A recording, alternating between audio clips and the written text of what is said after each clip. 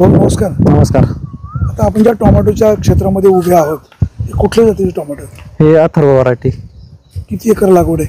हे 2.5 एकर लागवड आहे आपली. सुरू झाले का? हे आता चालू झालेत. 1.25 एकर आपलं ग्राफ्टिंग आहे. वांग्यावरती कलम केलेले रोप आहेत पहिल्यांदाच. वांग्यावर? हो, तो दुसरीकडे आहे प्लॉट.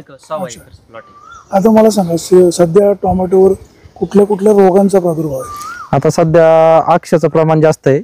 आक्सा, लाल कोळी, टेम्परेचरमुळं. पांढरी माशी पण आहे? हो. काय कसं नियंत्रण करता? नियंत्रण आता स्प्रिंकलर आहेत आपले चालू.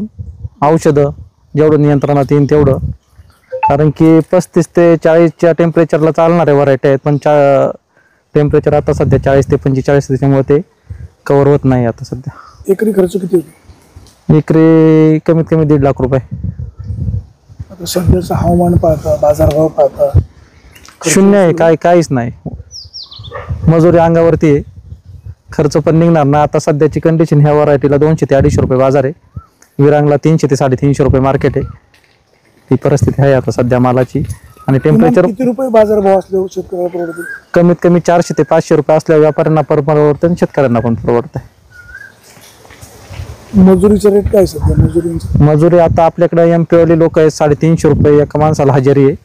आणि बाहेरची जर लोक घेतली तर 500 रुपये हजेरी. त्यामध्ये खाऊन पिऊन का?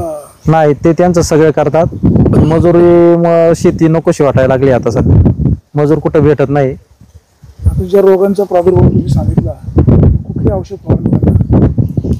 आता त्याला जे आवश्यक आहे, टॉनिक जे काय लागतंय दुकानदारांच्या सल्ल्याने जे काय लागतंय ते आपण करतोय त्याला.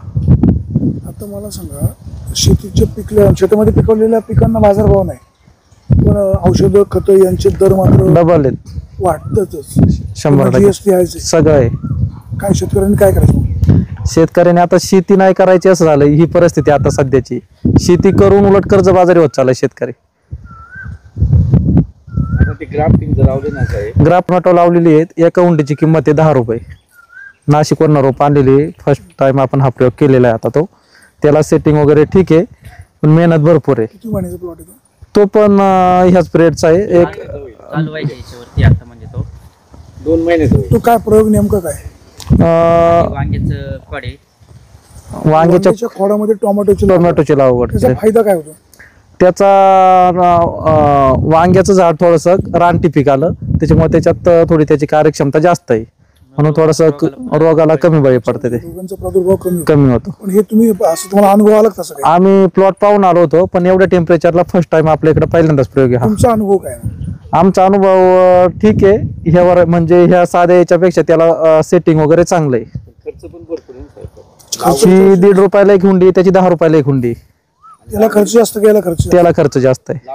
आता जे प्लॉट आम्ही नाशिकला पाहून आलो होतो, हे जर 1.5 महिने चालतं तर ते 5 महिने चालू प्लॉट होते. आम्ही ते पाहिले होते, पण त्याला खर्च जास्त का? त्याची हुंडी 10 रुपयाला आहे ना एक. ते झालं, परंतु ते रोग प्रतिकार शक्ती जास्त आहे ना. हो, औषधांचा खर्च कमी, पण झाड डेव्हलपिंगला त्याला सुरुवातीला जोर द्यायला लागतो जास्त. घाईनं चालतच ते दमाने चालत. ही टोमॅटो किती दिवस चालतं? ते आता आम्ही जे प्लॉट पाहिले ते कमीत कमी 4 महिने चालू होते ते प्लॉट. अच्छा, हे रेग्युलर चालतं? हे 1.5 महिना चालतो हे.